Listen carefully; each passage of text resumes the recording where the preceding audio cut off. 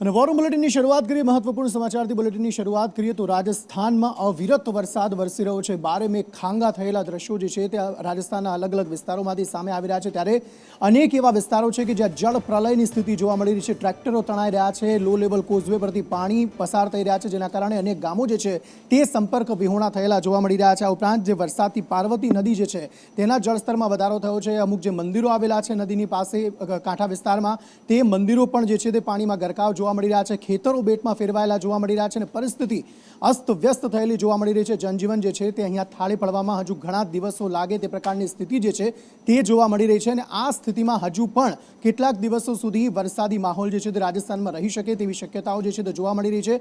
સમગ્ર મામલે વધુ માહિતી મેળવીએ સંજય ચૌધરી પાસેથી। સંજય, જે રાજસ્થાનની અત્યારે સ્થિતિ અત્યારે એ પ્રમાણેની છે કે થોડા દિવસો પહેલાં ઉત્તર ભારતમાં જે સ્થિતિ જોવા મળી રહી હતી એ સ્થિતિ અત્યારે રાજસ્થાનની જોવા મળી છે। ભારે વરસાદને કારણે અનેક જિલ્લાઓમાં અંદર પૂરની પરિસ્થિતિ જોવા મળી રહી છે। કારણ કે બારણ જિલ્લા હોય છે કે જેસલમેર, જોધપુર, બાડમેર સહિતના જિલ્લાઓ છે કે જ્યાં જુઓ ત્યાં પાણી, રસ્તા ઉપર પાણી એટલી હદે વહી રહ્યા છે કે કોઈ એવું ના કહી શકે કે આ મરુ પ્રદેશ છે ને આમાં આટલો વરસાદ ના થઈ શકે। કારણ કે દરેક જગ્યા ઉપર 12 થી 15 ઇંચ જેટલો સરેરાશ વરસાદ પડ્યો છે। અનેક જગ્યાએ વાહનો તણાવવાની અને વાહનો સાથે લોકો પણ તણાવવાની ઘટનાઓ સામે આવી છે। લોકો જ્યારે પોતાના વાહનો લઈને પોતાની રોજ જરૂરિયાતોની ચીજવસ્તુઓ લેવા માટે જાય છે ત્યારે અચાનક જ પાણીના પ્રવાહમાં તણાવવાની ઘટનાઓ પણ સામે આવી છે। બીજી તરફ નદીઓમાં પણ પૂરની સ્થિતિ જોવા મળી રહી છે, જેના કારણે તેને આસપાસના લોકોને સ્થળાંતર કરવામાં આવશે। કેટલીક જગ્યાએથી લોકોને સ્થળાંતર કરી સુરક્ષિત સ્થળો પર ખસેડવાની પણ ફરજ પડી છે। બીજી તરફ બિહારની અંદર પણ એ જ સ્થિતિ જોવા મળી છે। ગંગા નદીની સપાટીમાં સતત વધારો થઈ રહ્યો છે।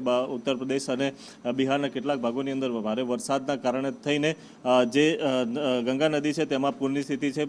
બોટિંગની બંધ કરી દેવામાં આવી છે। ગંગા ઘાટ હોય કે કૃષ્ણ ઘાટ હોય, આ તમામ જે ઘાટ છે એ નદીની અંદર ગરકાવ થઈ ગયા છે। રાજસ્થાનને લઈને કેન્દ્ર સરકાર પણ અત્યારે સતત રાજસ્થાનના સરકારની સંપર્કમાં અને જ્યાં પરિસ્થિતિ વણસી છે તે જગ્યા ઉપર NDRFની ટીમો પણ મોકલવામાં આવી છે।